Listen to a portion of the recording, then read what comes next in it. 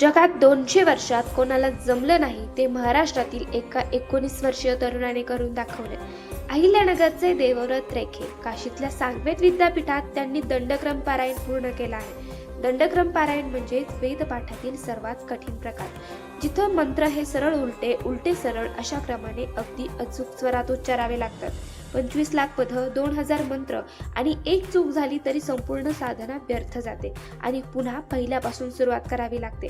पण देवव्रत यांनी 50 दिवस दररोज 4 तास न थांबता हे पारायण पूर्ण केलं आहे आणि फक्त 19व्या वर्षी वेदमूर्ती ही मानाची पदवी मिळवली आहे. एक अशी पदवी जी वेदांचं सखोल ज्ञान, तपश्चर्या आणि सात्विकता यांचं प्रतीक आहे.